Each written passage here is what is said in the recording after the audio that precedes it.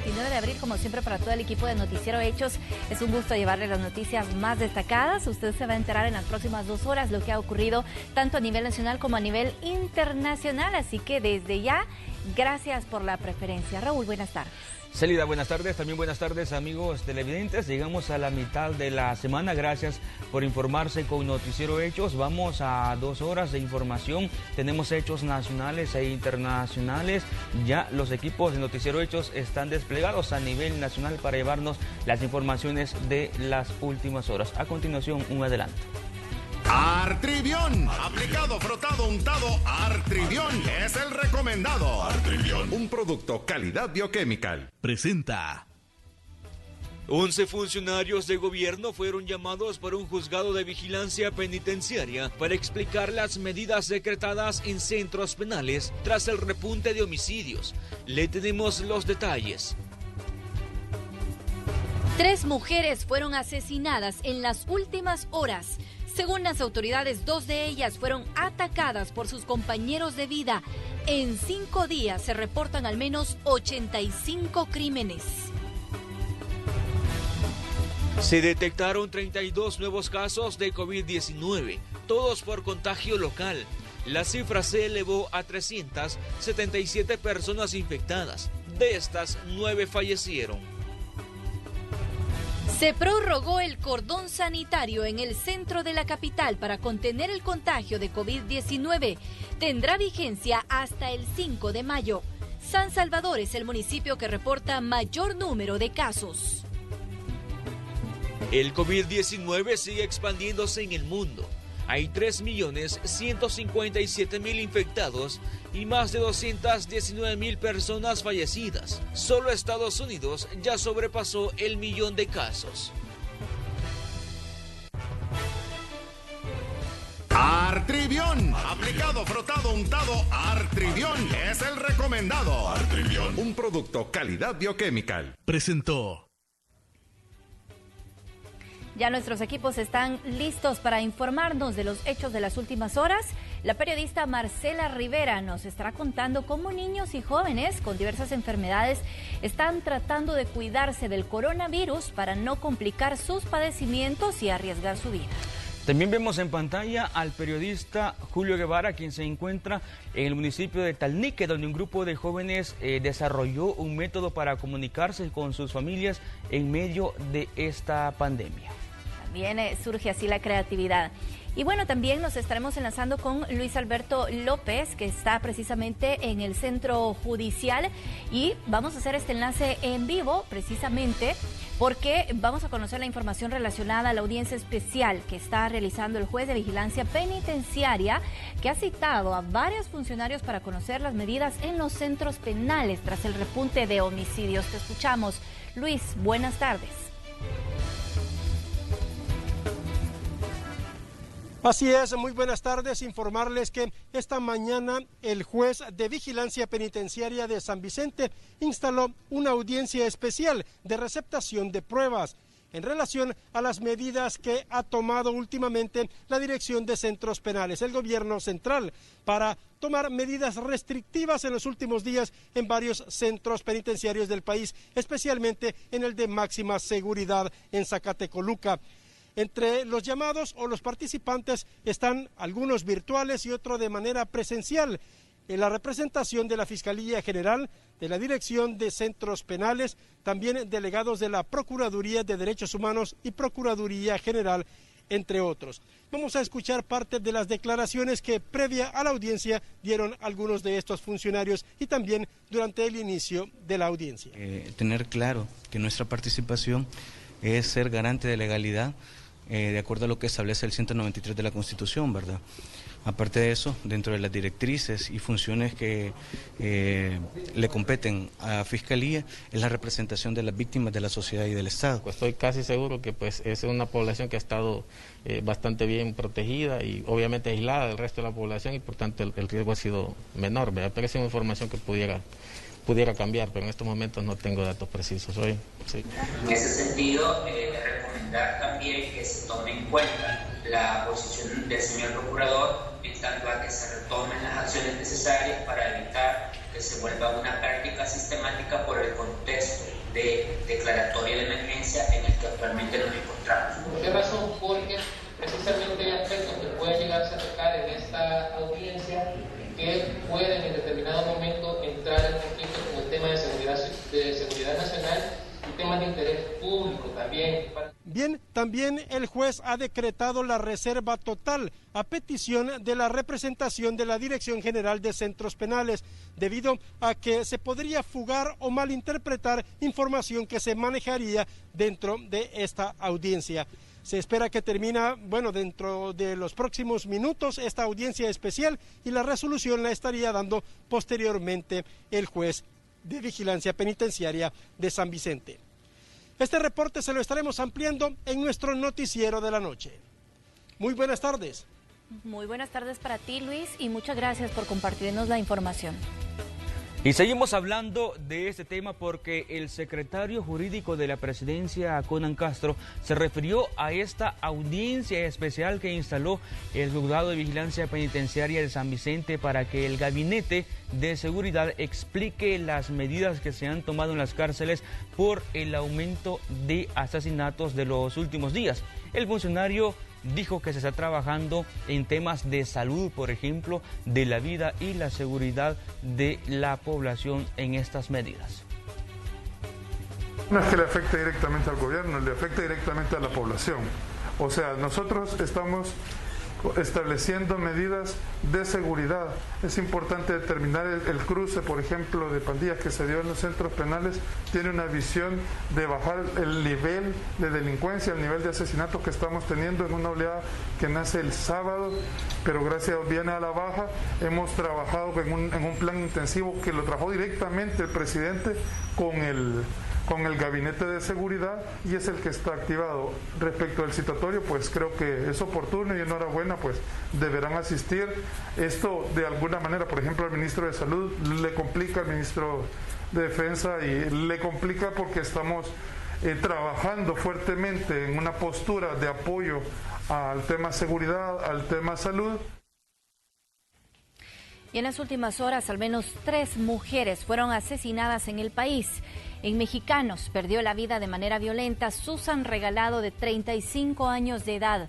Por este hecho, la Fiscalía reportó la captura de Edwin Alexander López Rivas, quien era su pareja y supuestamente la apuñaló mientras dormía.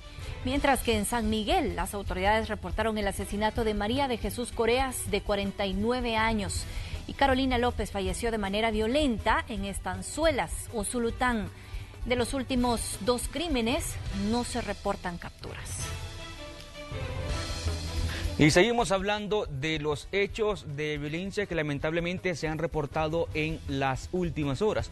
Un hombre de aproximadamente 45 años fue encontrado muerto en el predio de una empresa privada sobre el kilómetro 25 de la carretera que de Quezaltepeque conduce al desvío de San Juan Opico. Las autoridades investigan la causa de su muerte, aunque no se descarta que se trata de un homicidio.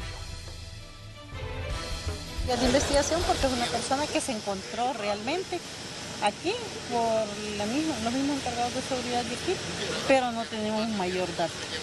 Y incluso con lo que llevamos todavía a investigar vamos, porque no tendríamos ninguna fuente directa hasta el momento. Entonces fue encontrada por personas de seguridad del lugar. Ajá, sí. ¿No fue identificado ni nada? No tenemos mayor dato. ¿Y la edad aproximada? Unos 45 años. Se descarta que sea muerte violenta. Pues no podríamos decir nada, de verdad, mientras no se haga la autopsia, pero visible no se encuentra nada. Por cierto, el ministro de la Defensa, Francis Merino Monroy, se refirió al alza de los asesinatos de los últimos días. ¿Qué dijo? Se lo contamos en la siguiente nota. Los más de 85 homicidios registrados en los últimos 5 días surgen a partir de la salida de un ranflero de estructura criminal condenado a más de 100 años de prisión, lo que llevó al gobierno a convocar de manera urgente al Gabinete de Seguridad e implementar nuevas directrices. Todo esto aprovecharon también el despliegue que tiene la Policía Nacional Civil y la Fuerza Armada orientado a hacer frente a la pandemia, para que hubiera un repunte, pero inmediatamente el señor presidente convocó a una reunión al gabinete de seguridad para hacer un análisis y hacer un replanteamiento de la organización que teníamos, de tal manera de poder poner atención también y lograr disminuir nuevamente el índice de homicidios y estar atendiendo de manera paralela lo de la pandemia. Decretar emergencia máxima en centros penitenciarios para evitar que pandilleros tengan comunicación en el exterior y usar la fuerza letal para conservar la vida fue lo que se acordó. El ministro de la Defensa Nacional, Francis Merino Monroy, dijo que esto último se apega a la Constitución. Y esto es algo que es un derecho que tiene todo salvadoreño de preservar la vida. Y eso es prácticamente lo que significa. Y fíjese que en el Código de Conducta de funcionarios encargados de cumplir la ley está el uso gradual de la fuerza. Y ese uso gradual puede llegar hasta lo que ha manifestado el señor presidente, que sea el uso para defender la vida, tanto la de uno como la de otro salvadoreño que esté en peligro dicha vida. El funcionario reconoció que desde que se implementaron las medidas de seguridad sanitarias por el coronavirus, el Estado descuidó el tema de seguridad. Ahora le apuestan a un mayor control en todo El Salvador. Efectivamente, nosotros teníamos un despliegue orientado más que todo a hacerle frente a la pandemia. Tenemos 11.841 efectivos militares desplegados en tanto para hacerle frente a la pandemia como para estar apoyando la seguridad pública en los aspectos, valga la redundancia, de seguridad pública. Las organizaciones que nosotros hacemos dependen de cómo se vaya desarrollando la situación. En cuanto a los cuestionamientos que hizo la Fiscalía General de la República sobre el cerco sanitario en el Puerto de la Libertad, el ministro aseguró que está a la espera de un nuevo citatorio para aclarar dudas sobre esa acción implementada el pasado viernes 17 de abril. Con imágenes de Ever Ábalos, Nelson Quinteros, Noticiero Hechos. Y como medio de comunicación reiteramos el llamado a quedarse en casa. La Red Salvadoreña de Medios le aconseja quedarse en casa y mantenerse informado a través de Noticiero Hechos en Canal 12, también en Canal 11 y Sonora FM en el 104.5, incluso a través de las diferentes plataformas que tenemos en redes sociales. Esta transmisión también está en Facebook en vivo. Hay más de 3.000 personas conectadas siguiendo Noticiero Hechos. También queremos contarle que el ministro de Trabajo, Rolando Castro, pidió investigar penalmente a 14 jefaturas del sistema de salud que habrían retenido equipos de bioseguridad. Christopher Cornejo con el reporte. Al menos 14 jefaturas, tanto del sistema público como del Seguro Social, no habrían entregado los equipos de bioseguridad e insumos médicos a los trabajadores en medio de la pandemia del COVID-19, según el ministro de Trabajo, Rolando Castro. El funcionario pidió a la Fiscalía investigar a los responsables por la vía penal tras descubrir supuestas irregularidades mediante supervisiones hechas en 178 establecimientos del país. Es que personal de jefaturas de cargos intermedios no habían entregado los insumos médicos y además equipos de bioseguridad al personal, que incluso las regionales no lo habían bajado todos estos insumos a todos los establecimientos de salud. Muchas de las jefaturas que quedaron en estos ministerios son jefaturas que responden a intereses políticos de afuera. La unidad de salud de San Juan Tepezontes en el departamento de La Paz fue el primer caso que salió a la luz. Según el titular, se descubrió que la jefatura del establecimiento aparentemente es compañera de vida del alcalde del municipio y uno de los detenidos era empleado de la comuna. Sí, en efecto, todo lo que usted dice es afirmativo, lo hemos investigado y por cierto estaba dando seguridad ahí en la clínica un empleado que no es del Ministerio de Salud ni del gobierno, sino de la alcaldía.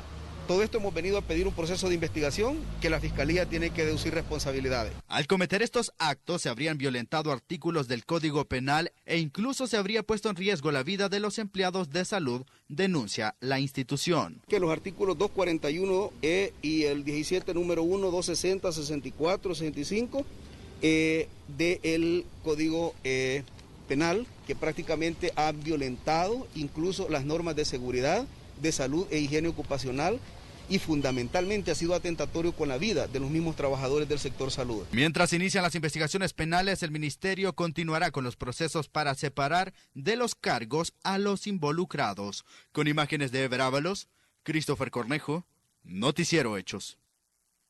Y seguimos con más información de este día. La emergencia por el coronavirus no ha detenido los planes para que se puedan realizar las elecciones en febrero del próximo año, aunque el organismo colegiado adelantó que tomará medidas sanitarias. El Tribunal Supremo Electoral solicitará un refuerzo presupuestario adicional a los 45 millones de dólares para que durante los comicios de 2021 se pueda implementar medidas para evitar posibles contagios de coronavirus.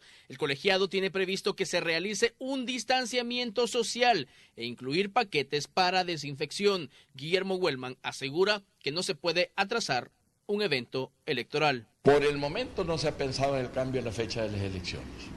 Por el momento se mantiene. Va a ser necesario, por esto de la contingencia del COVID, va a ser necesario dar un pequeño soporte económico más para el desarrollo de las elecciones. Toma de temperaturas, controles higiénicos de parte de los votantes, que lleven con su respectiva mascarilla. El uso de la mascarilla es vital para evitar la contingencia del COVID-19. Y la colaboración de las autoridades, forma de que la votación sea por orden alfabético, de decir a determinada hora puede votar de la letra A a la letra F. El máximo tribunal electoral buscará otras opciones para instalar el centro de votación más grande del país, y es que las instalaciones del Centro Internacional de Ferias y Convenciones no podrían utilizarse. En un lugar cercano, porque acuérdense que por el voto residencial deberíamos ir buscando los lugares cercanos. El circo ahí podría ser zona, esto es hipotético, podría ser la zona rosa, podría ser la Avenida Revolución. Acuérdense que hay un centro de votación allá en el Teatro Presidente. Wellman señaló que los planes para las elecciones de febrero se siguen realizando y que de momento no hay atrasos que puedan poner en riesgo el evento para elegir 262 alcaldes, renovar la Asamblea Legislativa y la representación salvadoreña ante el Parlacen. Con imágenes de Roberto Martínez, Inmar Batres, Noticiero Hechos. Con esta información vamos a hacer una pausa comercial invitándole a que se quede con nosotros. Seguimos siempre en la transmisión de Facebook. Volvemos.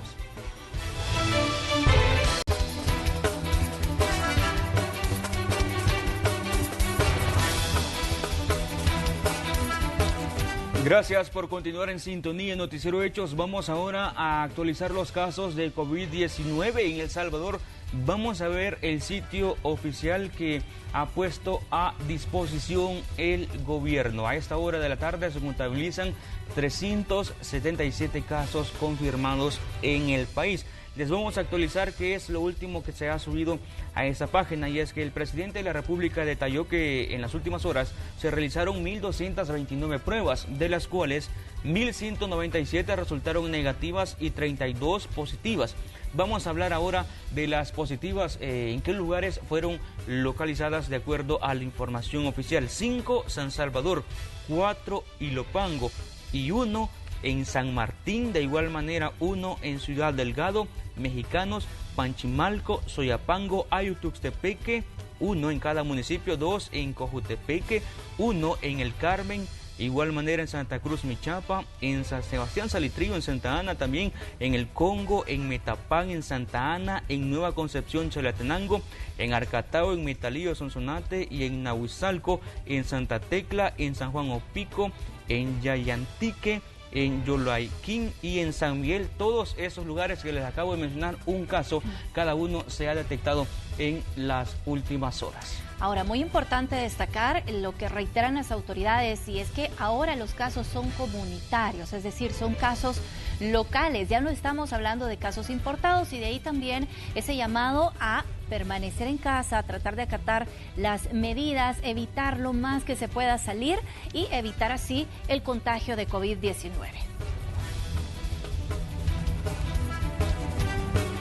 Vamos a más información. Las ventas informales en el centro de San Salvador se van a mantener restringidas mientras continúe la emergencia por el COVID-19. Las autoridades han asegurado que buscan alternativas de ayuda. Más detalles en el reporte. Pidiendo que los ubiquen, que los den en la calle donde vendíamos antes. Aunque muchos son conscientes de los peligros que implica salir a la calle en pleno brote del coronavirus, los vendedores ambulantes del centro de San Salvador han expresado que no se les ha establecido un mecanismo para reubicarlos mientras continúa el cordón sanitario en el corazón de la capital. En cuanto a los vendedores, pues van a tener que esperar la cuarentena. El alcalde Ernesto Mason ha asegurado que estas medidas corresponden a que la zona es bastante concurrida y propensa para que existan más contagios. Necesitan vender y preferimos caerles mal en este momento y que nos critiquen a exponerlos a ellos y a sus familias a que sean contagiados y que puedan perder su vida.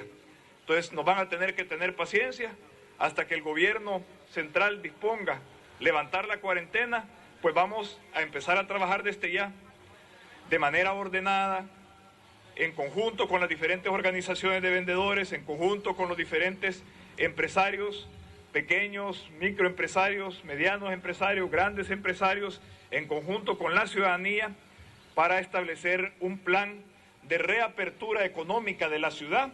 Es por eso que los cercos sanitarios se han extendido en más de 200 puntos y estos están siendo apoyados por la alcaldía. Podemos mencionar entre las diferentes comunidades que se han acogido a estos controles sanitarios, comunidades como El Coro, la 29 de agosto, Altos de Santa Marta, 10 de octubre, El Tejar 1 y 2, Brisa, El Mirador, Dolores, Minerva, Aragón 1 y 2, Comunidad La Íbula, Siberia, Concepción Don Bosco, Las Palmas y muchas más. A estos centros poblacionales se les han dado insumos cada semana para que puedan sanitizar tanto a las personas como a los vehículos que ingresen a sus comunidades. Reiteraron que analizarán la evolución del COVID-19 y en los próximos días decidirán si se mantiene o no estas medidas. Este es un informe para Noticiero Hechos, de Ernesto Cornejo. Mientras tanto, en Santa Tecla se siguen implementando medidas de prevención para que la cifra de contagios de COVID-19 no incremente. Parte de estas es el cumplimiento del distanciamiento social. Veamos.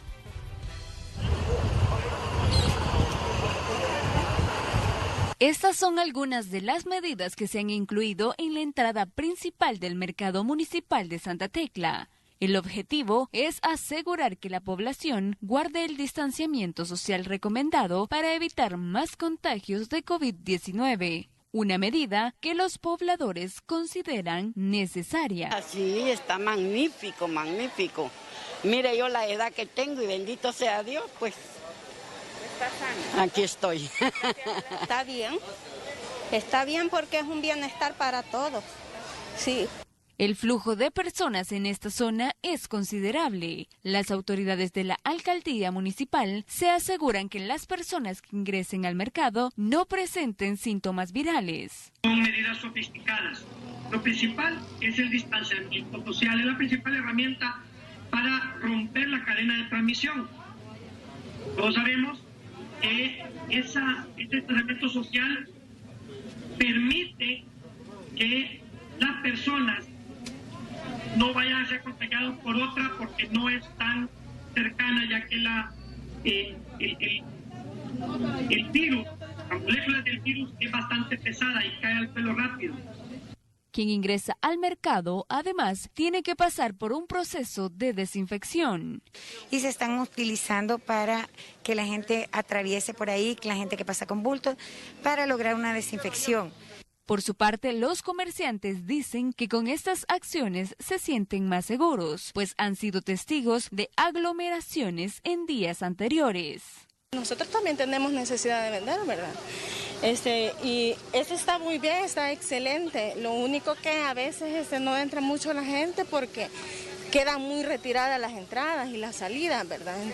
Además, esta y otras medidas serán implementadas en el mercado Dueñas y en los diferentes espacios públicos como los parques.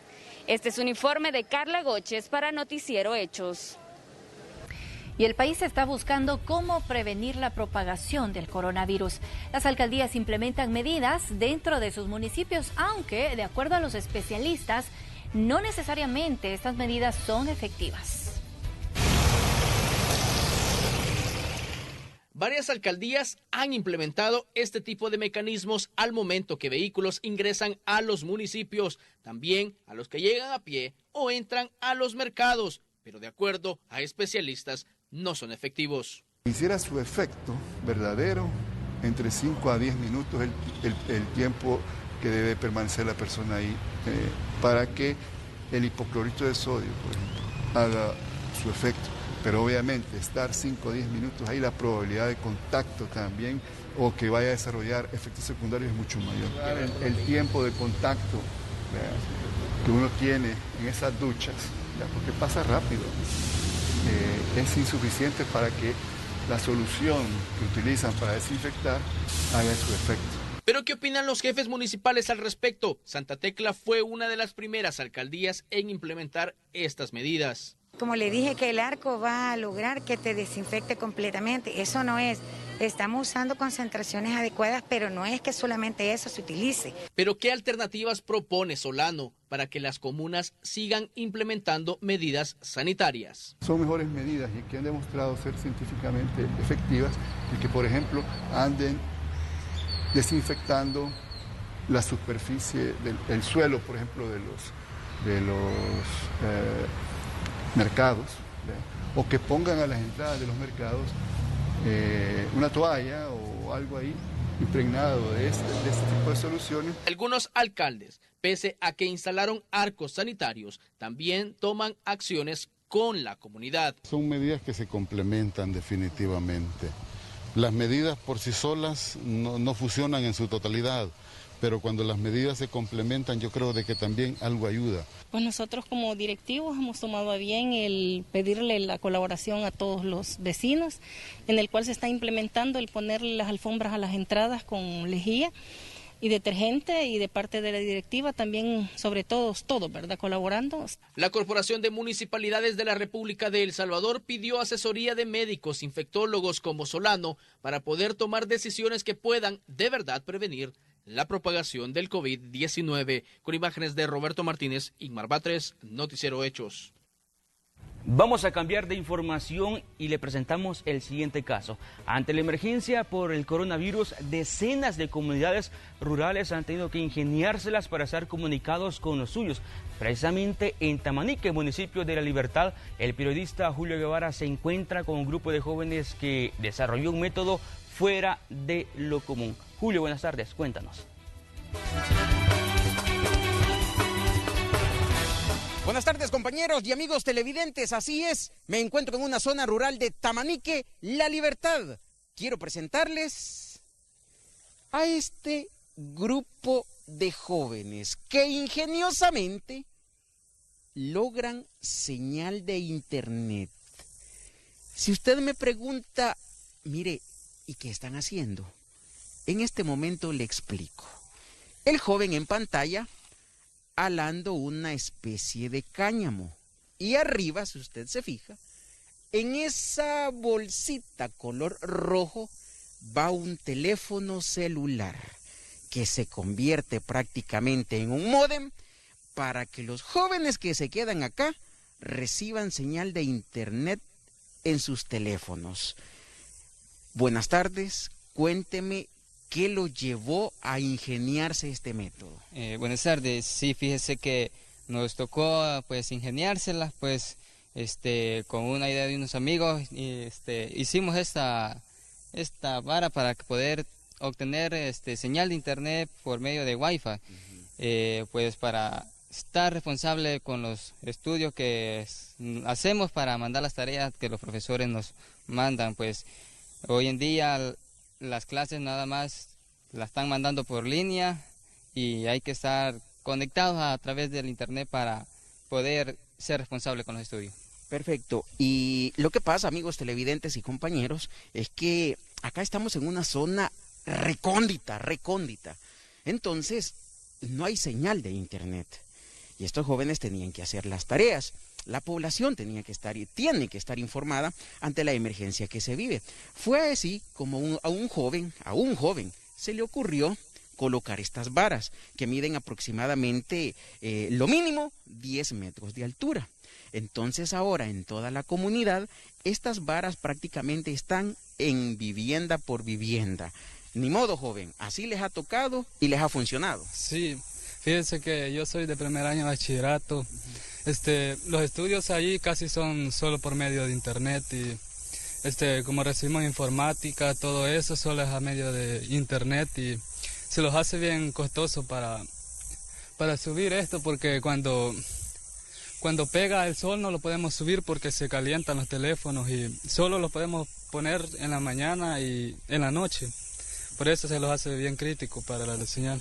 Perfecto, los dejo hasta aquí y les voy a compartir un informe completo a las 8 de la noche en la emisión estelar.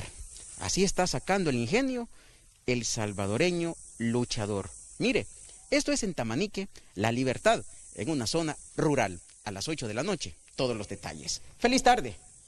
Muy buenas tardes, Julio. Así es, a las 8 de la noche, en la emisión estelar Noticiero Hechos, estaremos conociendo la historia de estos jóvenes ingeniosos que se están rebuscando, como se dice en buen salvadoreño, para poder tener señal de internet y realizar las tareas en esta época de emergencia. Continuamos.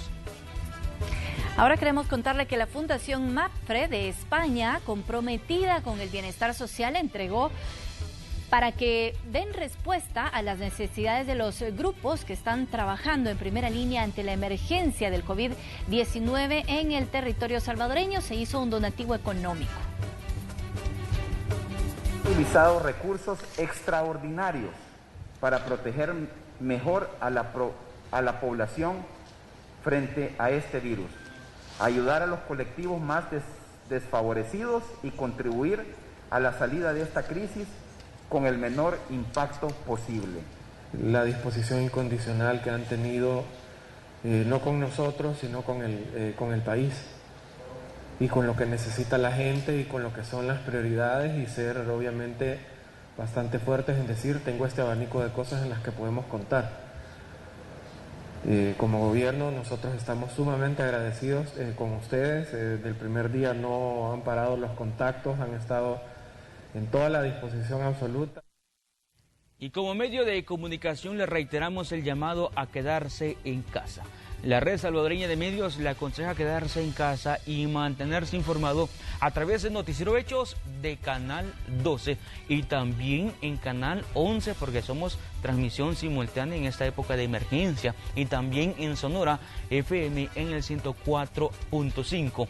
Incluso a través de las diferentes plataformas que tenemos en las cuentas de redes sociales, también estamos haciendo transmisión constante y publicación también de información de las últimas horas. De hecho, en este momento hay casi 3,000 personas conectadas siguiendo la transmisión de Noticiero Hechos.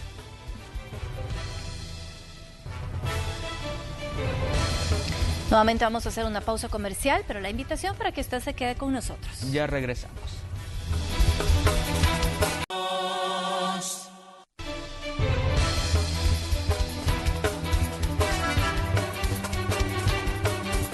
Momento de conocer lo más destacado en el ámbito internacional. Vamos a la información con Graciela Rajo. Adelante.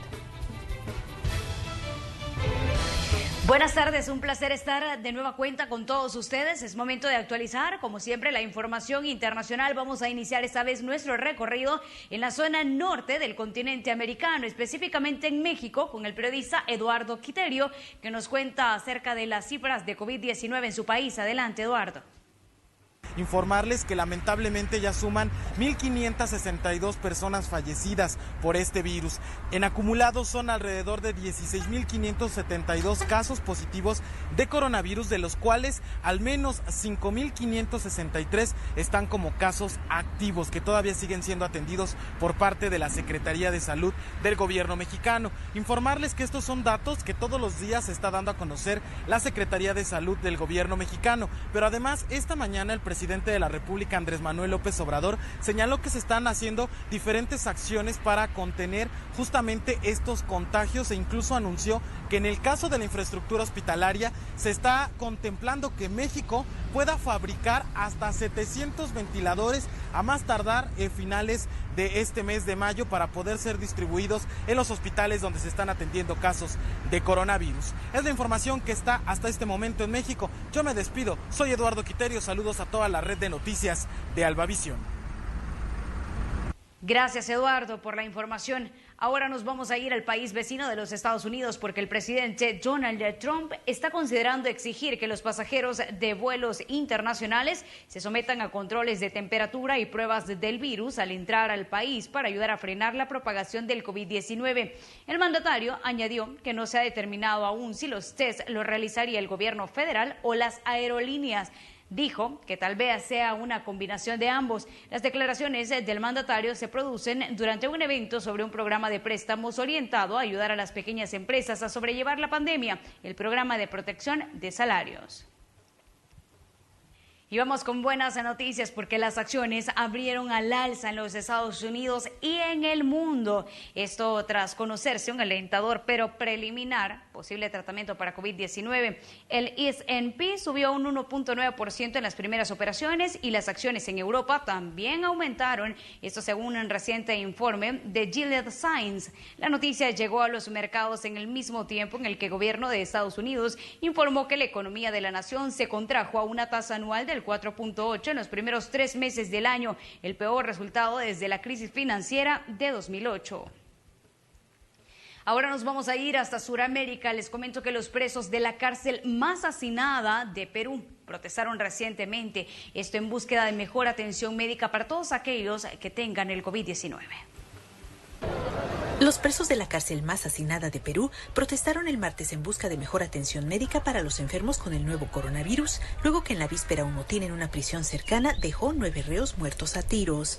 Los reos del penal San Pedro del Lurigancho subieron de forma pacífica con sus carteles a los techos de los pabellones de 3 plantas para manifestarse. Algunos de sus familiares llegaron a apoyar la protesta. Miren toda esta gente, son seres humanos. Eso es lo que queremos, justicia. ¿Cómo van a estar así? Mírenlos cómo están. El jefe de la agencia penitenciaria, Gerson Villar, dijo a la televisora local N que la protesta en San Pedro del Lurigancho, que tiene más de 10.000 presos, fue aplacada un poco más tarde, luego que se acordó el ingreso de medicinas y una mejora en la atención sanitaria. Con 500 presos peruanos infectados, las cárceles de Perú, con 138% de hacinamiento, tienen una de las mayores cifras de reos contagiados con el nuevo coronavirus de Latinoamérica. Al menos unos 13 han muerto debido al virus. En la víspera, un motín causado por las preocupaciones que genera el virus en una cárcel limeña y cercana llamada Miguel Castro Castro dejó 9 reos muertos a tiros. Perú es el segundo país con más infectados con el COVID-19 en Latinoamérica después de Brasil. Hay 31.190 contagiados y 854 muertos en todo el territorio. Rosalba Ruiz, Associated Press. Y recordemos que a nivel mundial muchas personas se encuentran varadas fuera de su lugar de origen. Este es el caso de 2 colombianos que se encuentran en Nueva York, un lugar que se ha convertido en el foco de la pandemia en los Estados Unidos. El deseo de celebrar sus cumpleaños a fines de marzo en Estados Unidos para los colombianos Laura Gutiérrez y su esposo Jorge Martínez se ha convertido en una larga espera e incertidumbre tras quedarse varados en Nueva York. Inicialmente teníamos tiquetes para regresar el 1 de abril, pero pues bueno, ya el 1 de abril estaban los aeropuertos cerrados, pues al menos el aeropuerto internacional Dorado en Colombia estaba cerrado. Ya no pudimos regresar y de ahí para adelante pues hemos ido comprando tiquetes, nos los van cancelando, los van aplazando. Afirmó esta pareja en conversación vía Skype con La Voz de América desde Queens, donde se hospedan tras lograr extender su alojamiento con Airbnb en medio de esta pandemia. Esto mientras piden la asistencia de las autoridades consulares colombianas para poder regresar a su país lo antes posible. Lo que se está moviendo por parte de la canciller Claudia Blum son algunos vuelos humanitarios, hay personas que se han unido para poder tener un charter que los traiga, pero el que el gobierno colombiano pueda mandar a traer por ellos es que es muy difícil. Esta realidad preocupa a Laura y Jorge, quienes están pendientes de sus familiares en Pereira y sus 2 gatos. Ellos aseguran estar dispuestos a pagar por su vuelo, así como a seguir las medidas sanitarias necesarias al llegar a Colombia. Bueno, eso es parte de nuestro primer bloque de noticias internacionales. Más adelante les contamos cómo se encuentra Europa. Gracias, Graciela, por ese reporte.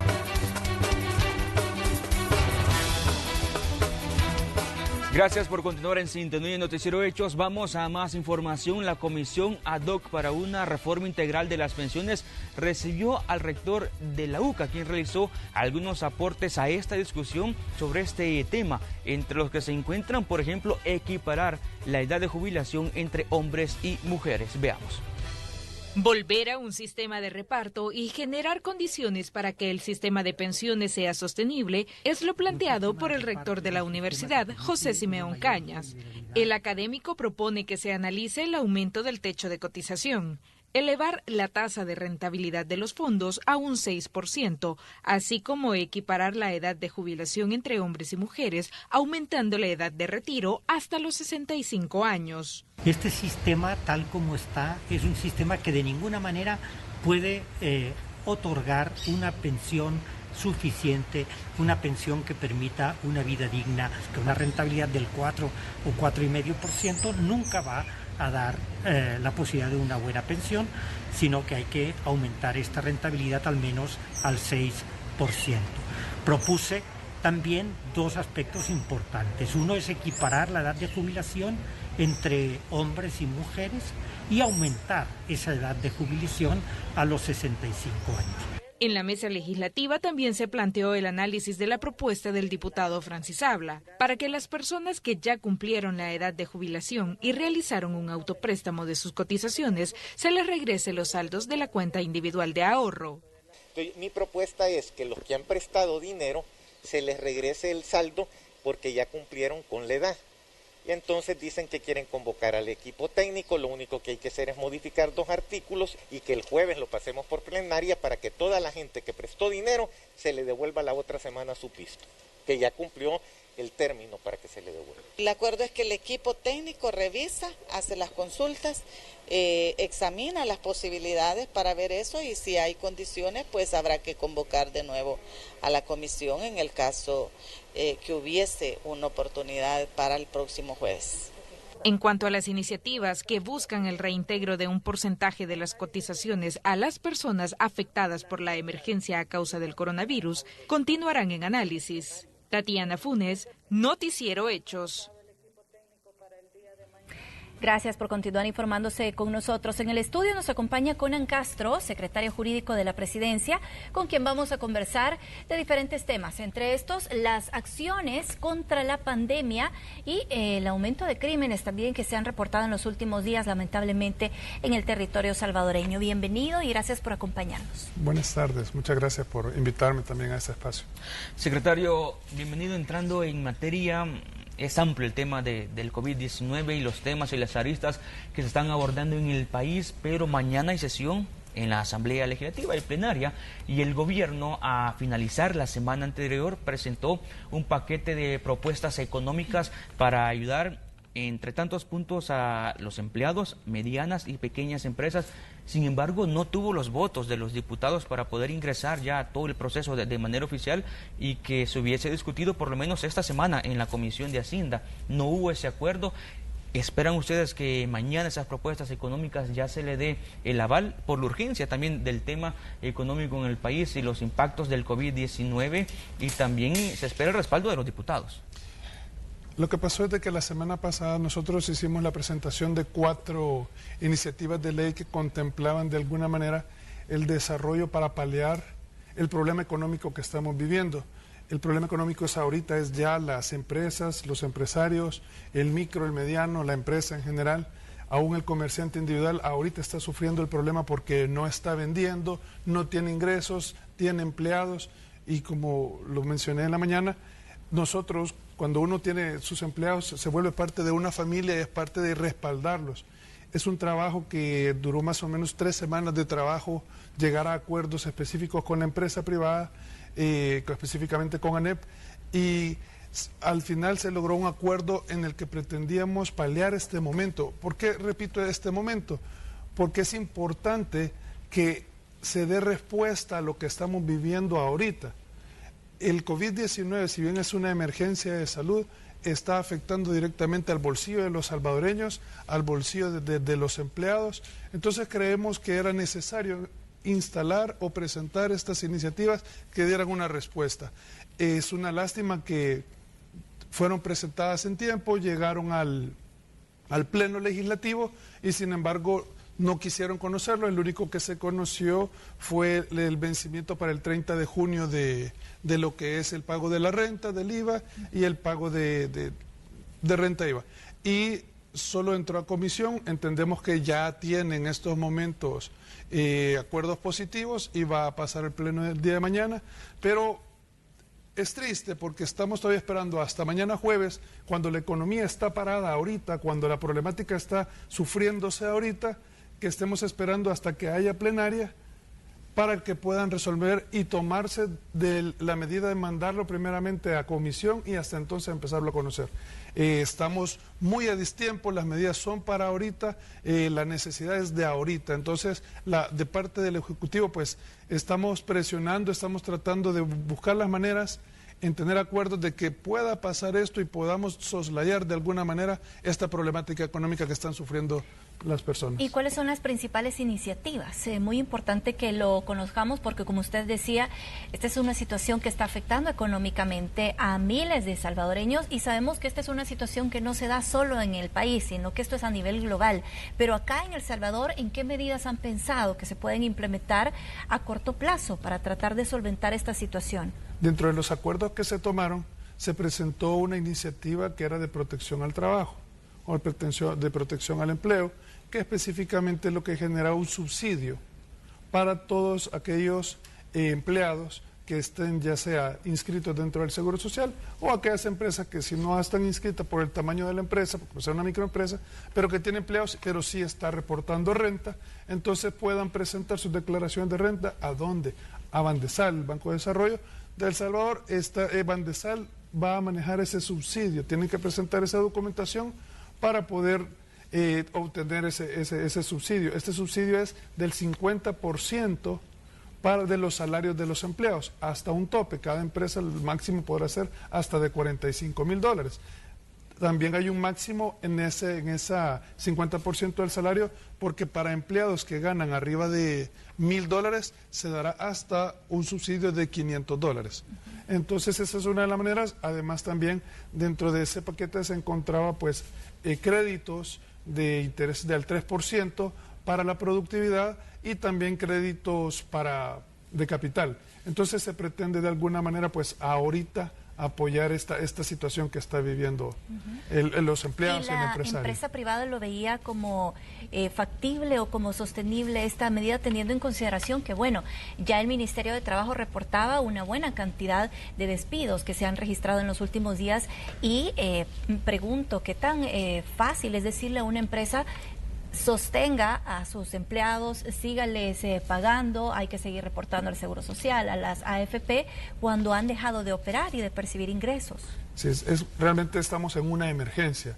Debemos iniciar contextualizando que estamos en una emergencia mundial, no es nacional, es una emergencia nacional. La consecuencia económica no solo es en El Salvador, sino a nivel mundial. Los bancos, todo el mundo está sintiendo esa recesión económica. Entonces, el mantener de alguna manera o el tratar de apoyar a las empresas es para esto, para que ellas no tengan justificación para el despido de sus empleados. Claro que es difícil, pero es difícil la situación para todos los salvadoreños. Entonces, tratamos de alguna manera salvaguardar el empleo de estas personas, apoyándolos con ese 50%. Secretario, ya mencionaba usted al sector privado, a la ANEP, que estuvo de acuerdo con estos puntos que se han tratado, pero también informaba la misma ANEP de que Javier Simán va a ser el próximo presidente de esta gremial. Le pregunto qué tipo de relaciones esperan tener ustedes con él como gobierno, con el nuevo presidente de la ANEP, porque en muchas ocasiones ha cuestionado las decisiones que ha hecho el Ejecutivo. Yo creo que se cuestionen las decisiones del Ejecutivo no es malo en sí, que no estén de acuerdo no es malo en sí. El tema es que no podamos trabajar en pro de los salvadoreños, el tema es que no podamos trabajar en pro de la salud, en pro de la economía, en pro de la seguridad. Esperamos que él tenga la madurez política de tener la misma visión y poder llegar a puntos en común. Debo decirlo, no necesariamente el anterior presidente estaba de acuerdo con nosotros en la mayoría de los puntos, quizás no estaba de acuerdo en el 80% de estos puntos, pero bajo una misma visión en la cual la empresa estuvo de acuerdo en priorizar la salud antes que la economía, se llegaron a esos acuerdos y pues logramos de alguna manera pues dar una respuesta al pueblo salvadoreño pues de parte del Ejecutivo presentando dichas iniciativas y en espera que la Asamblea Legislativa dé una respuesta en igual sentido. Pero tuvieron ya ustedes un acercamiento con los diputados en la Asamblea Legislativa. ¿Cuáles son las perspectivas o qué es lo que ustedes vaticinan o esperan de estas medidas que ya han sido presentadas? Nosotros sí han existido acercamientos directamente con diversos partidos. Hay partidos que están muy anuentes, hay partidos que han demostrado mucho apoyo a la visión que ha tenido el señor presidente Nayib Bukele, específicamente pues Gana, PCN, algunos diputados específicos pues verdad de Arena, y de ahí pues nos hemos sentado con el partido de Arena para platicar los temas. Entendemos que sí están anuentes de alguna manera, pero hemos llegado a acuerdo ya muchas veces y no quisiera decir ya está definido, sino que ellos al final del día pueden tomar o girar de otra manera el timón. Esperamos que no sea así, porque si ellos lo mandan ahorita a comisión, que seguramente eso van a hacer, esto va a retrasar una semana más y sigue sufriendo directamente a la población. ¿Y cómo han visto el FMLN, por ejemplo, que está cuestionando las decisiones? Bueno, el FMLN realmente ha tenido una postura demasiado antigobierno y se ha vuelto un detractor sin justificación. Voy a hacer un señalamiento. El día de ayer la diputada Cristina Cornejo decía que había quedado demostrado que en un año de gobierno la administración del presidente Bukele no había podido dar buenos resultados respecto de la seguridad, lo cual es realmente irónico si nosotros nos vamos atrás y nos damos cuenta de cómo se dieron durante los 30 años pasados, 20 años de Arena y 10 años del FMLN, en los cuales hubieron más de 10.000 personas muertas, equivalente a lo que sucedió en la guerra que tuvimos en nuestro país. Entonces, ellos hablaban de pueblos vivos, libres de violencia, y nunca bajaron la violencia. Hubieron treguas en los cuales el gobierno financió a estas maras, diputados como por ejemplo el diputado Quijano, que ha hecho señalamientos en procuración de los derechos de las maras, cuando es una persona que está siendo señalado ahorita por videos que bueno, en todas las redes han corrido, de que ha financiado pandillas. Entonces se vuelve una situación realmente irónica que hayan señalamientos de esta manera, cuando en esta administración se han logrado tener días de 0 homicidios. Se han logrado tener en los meses con menor cantidad de homicidios en las últimas 3 décadas. Entonces, creemos de que el FMLN está en otro mundo, está viviendo quizás en el pasado y está pensando, creo que en el 2021. El Ejecutivo como tal renunció a una vista política o a politizar. Esta es una emergencia y lo he repetido. ¿En qué beneficia al Ejecutivo como tal el tener a las personas guardadas en este momento o tener una economía que se está decayendo precipitadamente? Es una emergencia y simple y sencillamente hay que atenderla y hay que velar por los salvadoreños. Eso es lo más importante. La visión del presidente y todas las normas que ha tomado durante la época de la emergencia han sido restrictivas, pero han sido efectivas, han dado resultados y eso lo vemos, es palpable. Entonces, el tema de la seguridad creo que es importante señalar pues cómo se acrecentó desde el fin de semana para acá, cuando estamos en una situación de emergencia, cuando nuestros agentes de seguridad, llámese PNC, Fuerza Armada, están trabajando en apoyo a la emergencia y entonces se sube el tema de la criminalidad. Se vuelve una situación completamente ajena, porque ni siquiera antes de que nosotros entráramos a la emergencia, se recuerdan que estábamos nosotros pidiendo un crédito de 109 millones para poder darle las herramientas necesarias a nuestros agentes de seguridad, lo cual nunca fue aprobado, a pesar que habíamos demostrado con hechos que realmente el tema de seguridad había bajado. ¿Qué pasa? A esta época nos damos cuenta de que No se caminó, no se dieron las herramientas, pero siguen exigiendo. Y aún así se han logrado dar buenos resultados. El presidente ha estado trabajando directamente con el gabinete de seguridad y pues estamos viendo ya resultados. Gracias a Dios ya ha empezado a la baja el tema de los homicidios en estos días. Refiriéndonos a ese tema de seguridad, ya usted lo mencionaba y el dato resulta muy interesante, y es que tuvimos días con 0 homicidios y de repente se viene este repunte, y por eso también se toma la decisión de hacer un cambio de régimen en los centros penitenciarios. Pero ¿tienen asidero legal para que esto no vaya a representar una dificultad para que se lleve a cabo? Quiero hacerte una remembranza. Hace 10 años lo que se hizo fue en los centros penales es que le dieron un centro penal a una pandilla y otro centro penal a otra pandilla. Lo que realmente crearon fueron reinados. Entonces, realmente los administrativos de los centros penales solo miraban el área administrativa, pero los centros penales eran gobernados por cada pandilla. Las pandillas en sí lo que manejan son territorios y lo que trabajan son las partes de su territorio. Ahorita cuando se hace el cruce y el traslape de las pandillas que se unen directamente dentro de los centros, lo que se pretende es evitar que la comunicación sea fluida. ¿Por qué? Porque obviamente cada quien tiene su estrategia de cómo va a manejar su territorio, pero al convivir con el del otro territorio, yo ya no puedo dar toda mi estrategia y ya no tengo la libertad. Entonces eso hace que el nivel de comunicación de las penitenciarías baje. Y eso hace también, obviamente, como consecuencia una baja. Sí hay asidero legal, por supuesto, tenemos las facultades dentro del Código Penitenciario para poder realizar dicho tipo de hecho. En ese tema, hoy el Juzgado de Vigilancia Penitenciaria de San Vicente desarrolla una audiencia especial y citó a 11 funcionarios del gobierno relacionados a temas de seguridad, de centros penales, de salud también, para que explicaran las medidas que se están tomando. ¿Cómo el gobierno, el Ejecutivo, puede justificar estas medidas? Le pregunto porque en anteriores ocasiones que se han incrementado homicidios, se ha decretado emergencias penales y un juzgado de vigilancia a la semana lo deja sin efecto porque no se ha podido justificar lo que se está haciendo en los penales. Sí. Entiendo que ahora también fue declarado reservado, con reserva absoluta. Sí. Es un tema un poco delicado, por lo cual no podemos ahondar mucho, pero sí decirte de que hay justificaciones suficientes que se han presentado. Esperamos que el juez que lo conoce tenga bien pues tomarlas en cuenta y poder resolver en ese sentido. Se ha pretendido siempre manejarnos bajo los lineamientos de la ley. Aún han existido señalamientos para el señor presidente por la manera en que él hizo un señalamiento del uso de la fuerza. Sin embargo, también tiene su asidero legal, puesto que estos son grupos determinados por la Sala de lo Constitucional como grupos terroristas, y obviamente se da en el caso de una legítima defensa en la que pudieran, al momento, por dar un ejemplo, al momento de una captura tener una controversia, existir, no sé, eso te genera o te permite o te habilita al uso de la fuerza, ¿verdad?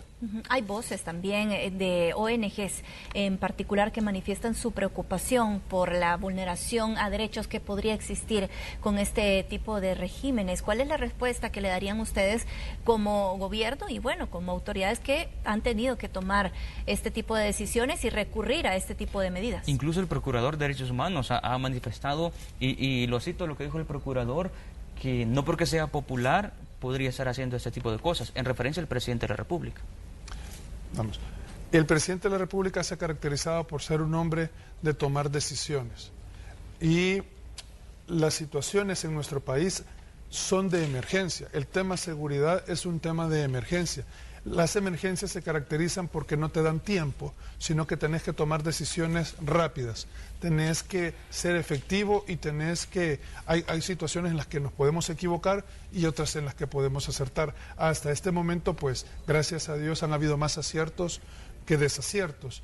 Los señalamientos de parte del Procurador de Derechos Humanos, pues, creo que van encaminados dentro de su función constitucional, que es respetar los derechos fundamentales. No se está violentando ningún derecho fundamental, está determinado en qué momento se puede utilizar la fuerza. Nuestros agentes de seguridad, Policía Nacional Civil, Fuerza Armada, saben en qué momento pueden utilizarla y en qué momento se va a desarrollar.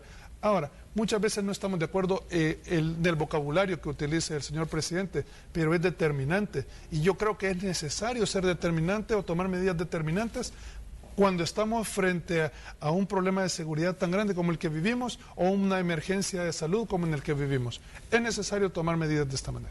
Ayer estuvo acá con nosotros en este mismo espacio el viceministro de Seguridad y él manifestaba que un pandillero salió justo la semana pasada, que estaba condenado a muchos años de prisión, pero que por un tecnicismo había quedado en libertad y que como sistema penitenciario tampoco se pudo hacer nada, no se pudo ejecutar ninguna orden para poder tener a esta persona en la cárcel y que justo a partir de eso se da el repunte de homicidios.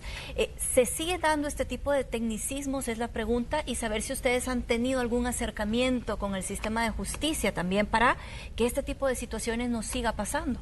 Sí, los acercamientos con el sistema de justicia siempre se han dado. Hemos tratado de manejar alguna buena relación, pero obviamente siempre hay cosas que los jueces van by the book, le decimos nosotros, es decir, bajo estrictamente lo que determina la ley, y entonces resuelven conforme a eso. Hay un tecnicismo y el juez se mira obligado, porque también hay un principio de indubio pro reo, que es necesario justificar y si no, debe resolver en favor al reo.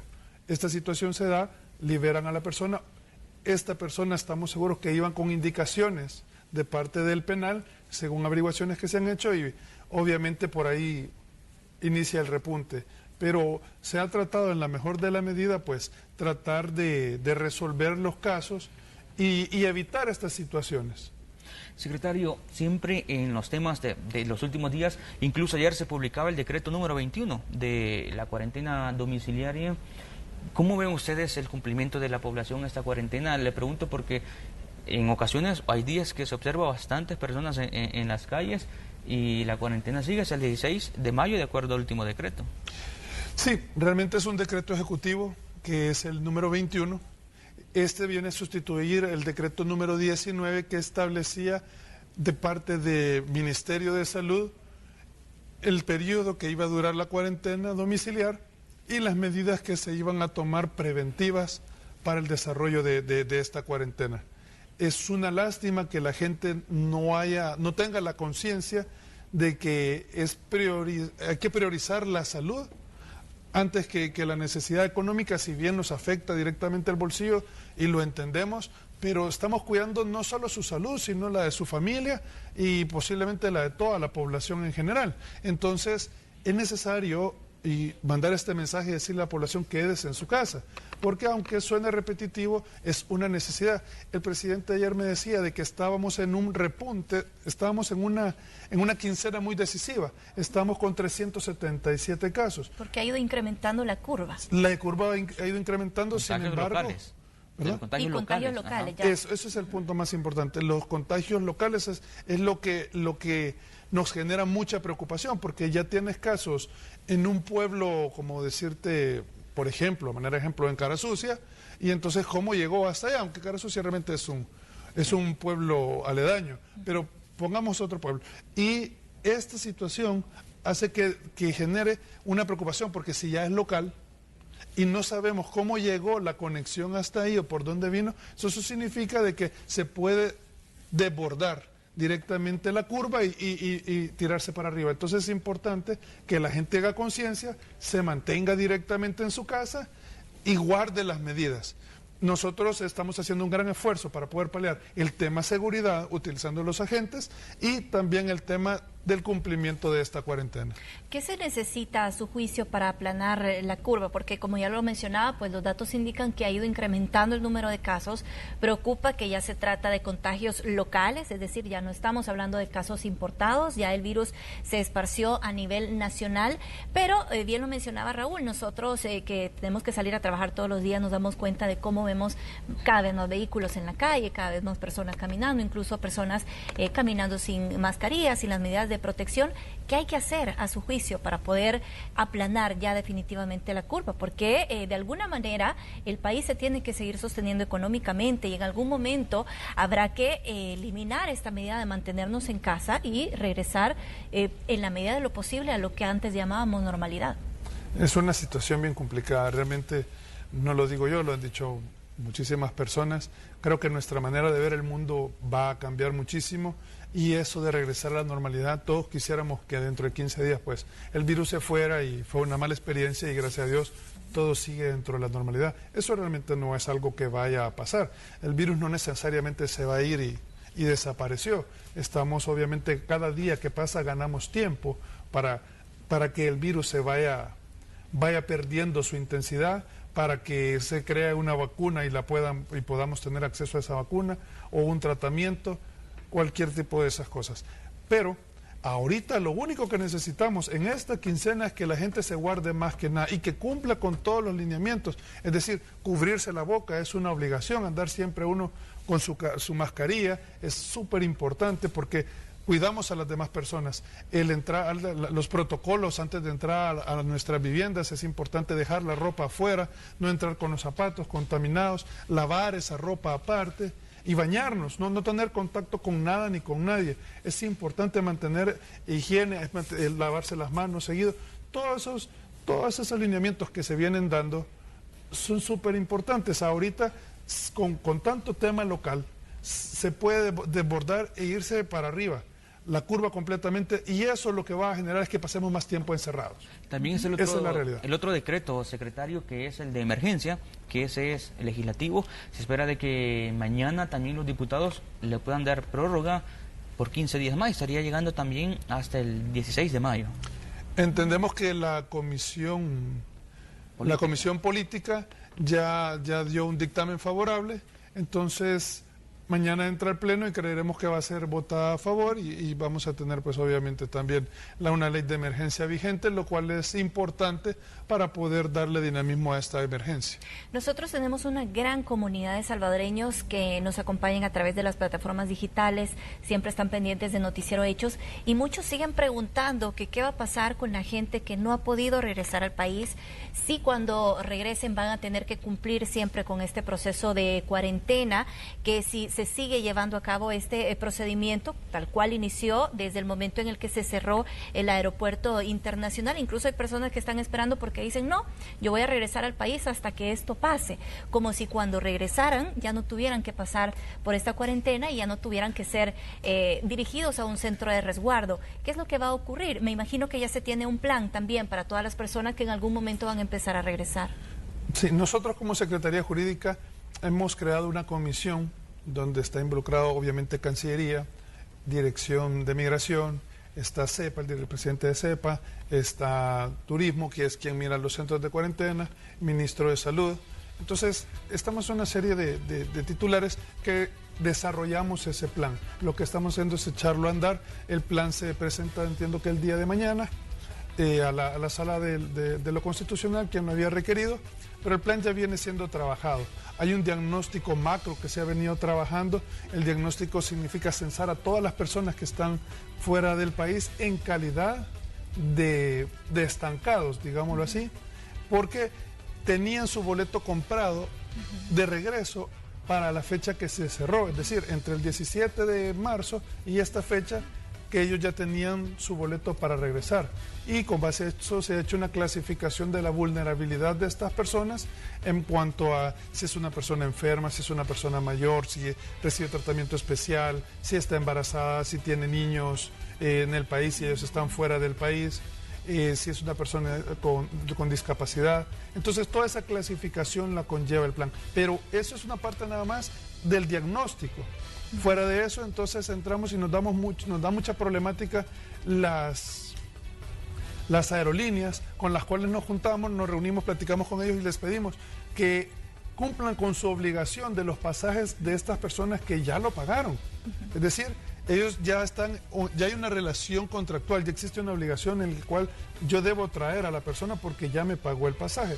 Entonces, hay que hacer los grupos, hay que ver qué tipo de grupos, pero las aerolíneas de alguna manera están reacias porque están pretendiendo obviamente hacer negocio del tema. Esperamos que las negociaciones mejoren. El plan esperamos ya echarlo a andar esta semana, para el viernes o sábado ya están viniendo las primeras personas, a pesar que sí quiero hacer este señalamiento. Cuando vienen estas personas no es solo que vengan, la cuarentena es obligatorio. Y las medidas que debemos de tomar para traer a cada persona es súper delicada, porque posiblemente esa persona tiene 30, 40 días de estar afuera y no tiene ningún síntoma de COVID-19. ¿Qué pasa si dentro del avión que viene puedan adquirirlo? Y es porque de repente nosotros nos cansamos de andar con nuestra mascarilla y nos la quitamos y nos ponemos a platicar porque es muy aburrido el vuelo. Entonces nos podemos contagiar. Deben de tomarse esas medidas delicadas, porque si no, ¿quién va a ser responsable si se enferma? Secretario, es decir que viernes o sábado de esta semana vienen las primeras personas ya. Sí, así es. Dentro del plan que estamos desarrollando se están habilitando todas las ventanas que necesitamos y las puertas para poder traer a las primeras personas. Esperamos el viernes. Hay una disposición de la Sala de lo Constitucional que les dio 7 días para presentar el plan. Sí. ¿La van a cumplir? Porque ya estos días estaría terminando. Sí, todo el plan, como te dije, lo presentamos mañana o el viernes, eso no es problema. Y todo lo que te estoy diciendo es parte de lo que conlleva el plan. Obviamente no puede decir el plan que voy a traer 200 personas el viernes, 200 personas el domingo, porque va dependiendo de la capacidad y los espacios que tengamos en los centros de cuarentena. La cuarentena es obligatoria, debemos de tenerlo bajo observación, deben de hacerse sus exámenes COVID-19 y estar pendientes de cómo van a responder o evolucionar respecto de su salud de estas personas. Muchas gracias por habernos acompañado y nos gustaría un mensaje final para nuestros televidentes. Nada, pues la verdad, pedirles que se queden en su casa. Esta quincena es súper necesario. Si ya se aguantaron un poco, podemos aguantarnos estos 15 días más. No va a cambiar mucho la situación. Les ruego, quédense en su casa y tomen todas las medidas de lavarse las manos, usar sus mascarillas. Gracias. Vamos a un corte, ya regresamos.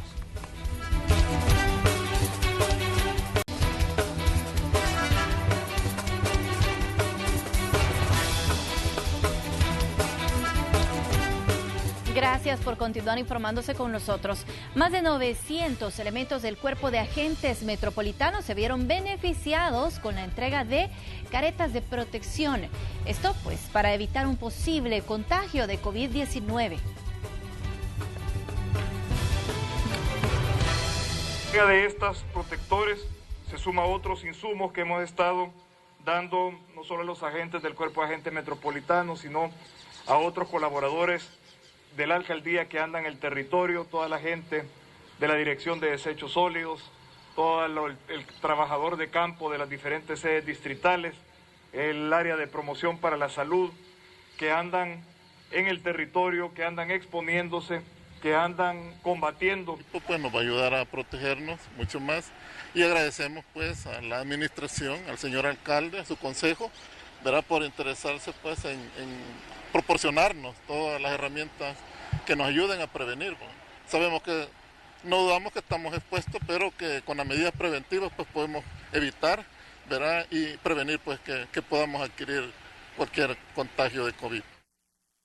Vamos con información en desarrollo hasta el centro de San Salvador, específicamente en la Alameda Roosevelt. Y es que recordemos que las autoridades capitalinas dieron 7 días más al cordón sanitario que ahí se había establecido desde la semana anterior. En ese lugar se encuentra el periodista Néstor Hernández. Infórmanos, Néstor, ¿qué ocurre en la zona o cómo se encuentra? Amigos televidentes, acá estamos nosotros en la zona, como le mencionabas, en la Alameda Roosevelt, cerca de los hospitales, o sea, en la 25 Avenida, un sector en el cual ya sabemos, aquí es uno de los límites de este cordón sanitario que se está desarrollando en San Salvador, en las 400 manzanas. Aquí, como ven ustedes, están los elementos policiales y militares, están, por supuesto, el detalle es que acá viene mucho vehículo bajando por ese sector de la Alameda Roosevelt. Esto significa ya buscando el centro de San Salvador, y esto lo que genera es que la gente acá viene a preguntar si puede ingresar y deben convencer a las autoridades o a los elementos de seguridad si están o no capacitados o aptos para poder circular por esta zona. Así como ven ustedes, un gran tráfico que se encuentra en el sector, sobre todo de la 25, por esto que les menciono, porque aquí, como van a observar nuevamente, un elemento de la Policía Nacional Civil que debe consultar a cada una de las personas que intenta ingresar cuál es el motivo por el cual quiere llegar al centro de San Salvador, y por eso es que se está retrasando un poco el paso vehicular en la zona. Aquí vean, esta es la zona de los hospitales, el parque Cuscatlán que se encuentra en el sector también, y así en esta área de San Salvador donde estamos viendo un paso vehicular un poco lento debido a esta situación, compañeros. Doctor, ayer por la tarde las autoridades de la alcaldía, informaban de esta decisión de mantener estas decisiones, este cordón sanitario, de mantener esta área restringida también para el paso de personas. ¿Cómo has visto la afluencia de gente? Hay bastantes personas queriendo ingresar al centro de San Salvador, y con estas medidas que se continúan impulsando también hay bastante presencia de elementos de la policía o del ejército. Es exactamente lo que ven ustedes en pantalla. Hay muchas personas que quieren ingresar a la zona del centro de San Salvador, o sea, estas 400 manzanas que tienen el cordón sanitario, y aquí es donde se complica un poco. Ven, acá se acerca un caballero que quiere ingresar, un agente también del ejército que lo remite con el agente policial para que puedan convencerlo, digámoslo, para poder ingresar, de que tiene una necesidad de llegar a la zona del centro de San Salvador. Y sí, como lo mencionabas, ayer se extendió por 7 días más el cordón sanitario, y esto genera también, obviamente, que algunas unidades de transporte público pues tengan que desviar sus rutas, algunos automovilistas que también se desesperan un poco. Yo creo que lo importante es que la gente tome conciencia de que si no va a hacer algo de suma necesidad en este sector, pues evite pasar por acá, porque se está congestionando bastante, sobre todo desde la zona del mercado Cuscatlán hasta la zona de la 25, por toda la 25 hasta el sector de la Roosevelt. Gracias, Néstor, por tu reporte desde esa zona sobre cómo se encuentra el comportamiento del flujo vehicular y también este cordón sanitario que continúa en la capital. Buenas tardes. Buenas tardes. Y ahora queremos contarle que la periodista Marcela Rivera nos ha preparado una nota sobre las enfermedades crónicas en los menores de edad y sobre cómo el coronavirus puede complicar sus padecimientos y poner en riesgo sus vidas. Marcela, coméntanos de qué se trata. Y en el siguiente informe les estaré hablando acerca de las consecuencias que les podría traer el coronavirus a niños que padecen enfermedades crónicas, tales como insuficiencia renal, cáncer y asma. Veamos. Mis planes de vida son, como le digo, aprender inglés y alguna vez ir a los Estados Unidos. Son las palabras de un adolescente que está a punto de cumplir 17 años y que actualmente estudia bachillerato en comunicaciones. Sus aspiraciones son muy diferentes a la de muchos jóvenes de su edad, pues él espera un donante de riñón. Desde hace 3 años los doctores le diagnosticaron insuficiencia renal. Ha sido difícil, la verdad, porque al principio, uno no sabe qué es la enfermedad y con todo lo que conlleva. La verdad que muy duro. Hubieron muchos cambios en la vida de él, así como nosotros. Porque no es fácil,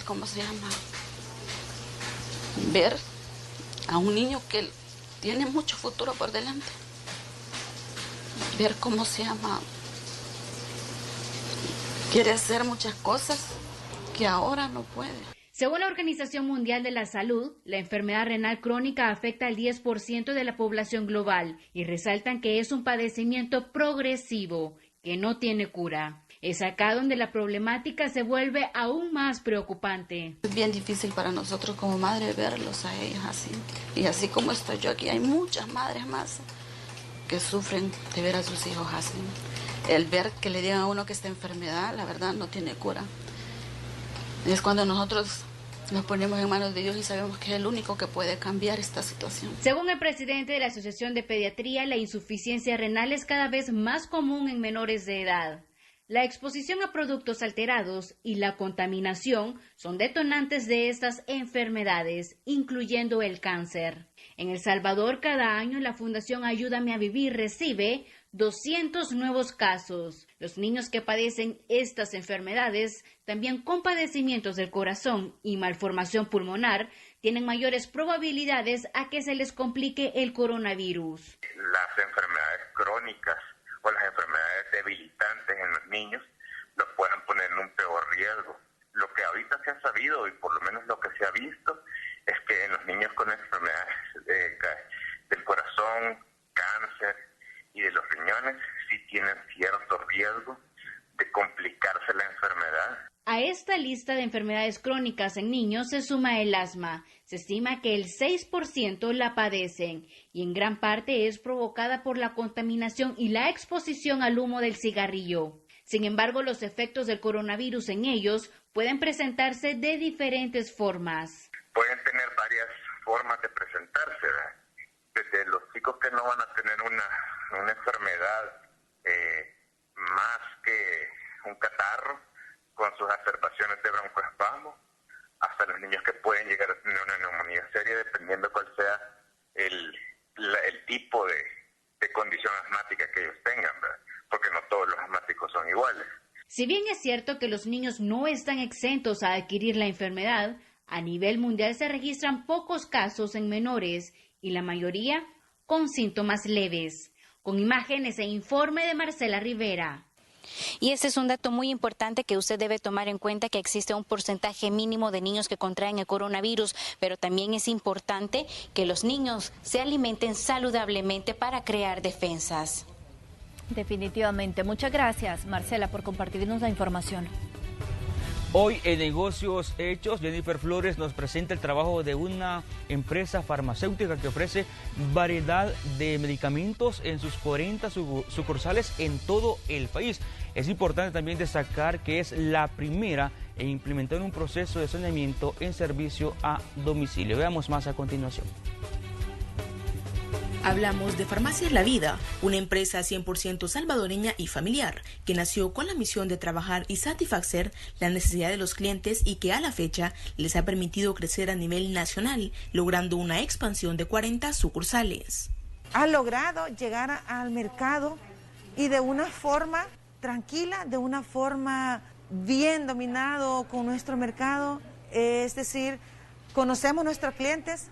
Sabemos qué necesitan nuestros clientes. Hoy más que nunca, la empresa está trabajando por los salvadoreños. Saben que en momentos de crisis es importante apostarle a mejorar la atención. Nosotros nos hemos enfocado a ayudarle a la seguridad del pueblo, porque es lo que más necesitamos y lo que más necesitan nuestros clientes es una seguridad. Por eso Farmacias La Vida está dispuesto a dar lo todo por El Salvador. La empresa ofrece una variedad de productos y cuenta con el servicio a domicilio y es la primera en implementar un proceso de saneamiento en la entrega de los medicamentos para brindar mejor confianza a los clientes. Donde van sus productos con la temperatura adecuada, donde van higiénicamente y obviamente con una caja sanitizada. Farmacias La Vida es la primer farmacia que está ahorita implementando la sanitización del producto a domicilio. Para Farmacias La Vida también es importante darle seguimiento a las consultas de sus clientes, pues cuentan con el servicio médicos en línea con asesoría entusiasta. En un paciente es atendido, no se queda ahí con la atención, se le da el seguimiento de su tratamiento, se le da el seguimiento al final del tratamiento para ver si requiere más o estuvo bien o el medicamento que tomó le causó una reacción, porque todos los cuerpos somos diferentes. La empresa también está apostando a ayudar a las personas que están sufriendo algún tipo de maltrato con el proyecto Mascarilla 20. Ya sea hombre, sea mujer, usted puede llamar al 2235-3144, donde en este teléfono va a ser atendido de una manera confidencial. Esto nos va a ayudar a que nosotros apoyemos a todos las y los salvadoreños a reducir las violencias intrafamiliares. Recuerde que para realizar sus pedidos a domicilio puede llamar al call center 2221-5000. Le atienden desde las 8 de la mañana hasta las 6 de la tarde. Con imágenes de Juan Castellanos, Jennifer Flores para Negocios Hechos. Nuevamente vamos a hacer una pausa comercial, como siempre, invitándole a que se quede con nosotros. Ya volvemos.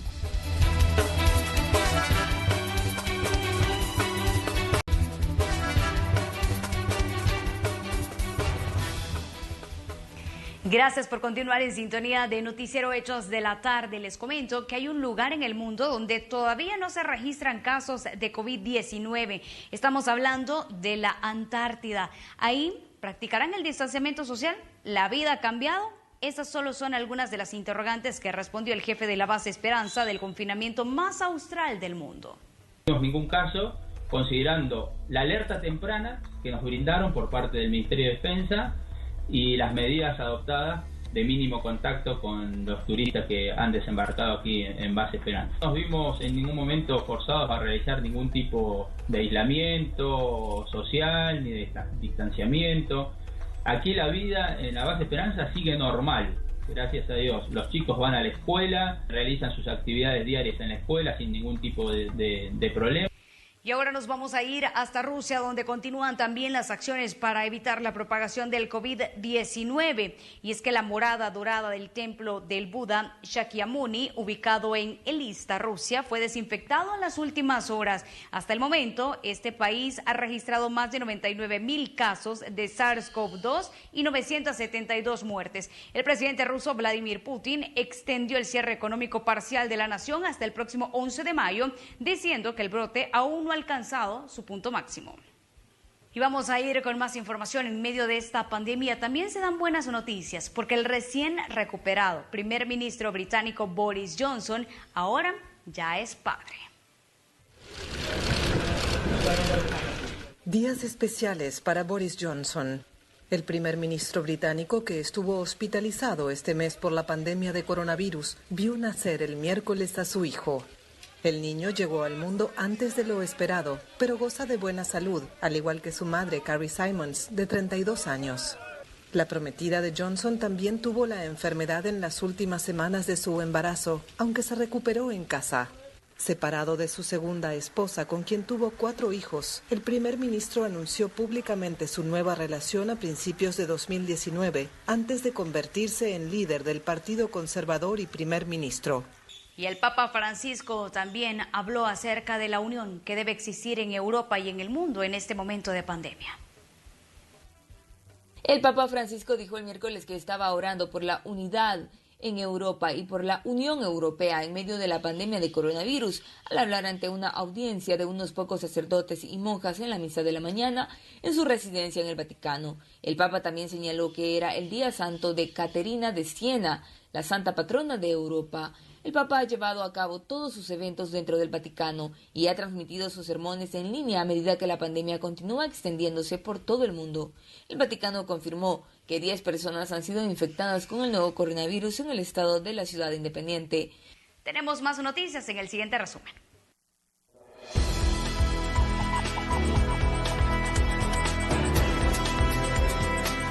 Miembros del sector turístico alemán protestaron frente a la Cancillería en Berlín para pedir una solución para su sector, que se ha visto profundamente afectado por las restricciones impuestas para detener la propagación de la pandemia de coronavirus.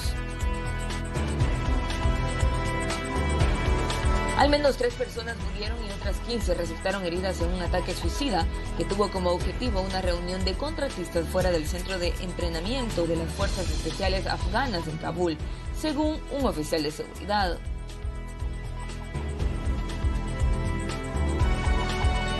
El gobierno de Venezuela firmó los controles de precios de 27 productos básicos de consumo. La pandemia mundial de coronavirus podría dar otro golpe a Venezuela, un país con una crisis de larga data marcada por la escasez de alimentos y medicamentos, altos niveles de delitos violentos e hiperinflación. Este es un informe de Kelly Abrego para la RNA.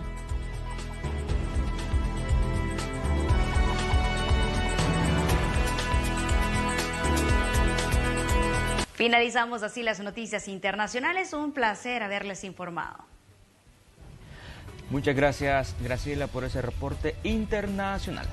Y así concluimos esta entrega de noticias. Gracias a usted por habernos acompañado tanto a través de la señal de Canal 12, Canal 11, como a través de nuestras plataformas digitales. Pase buenas tardes.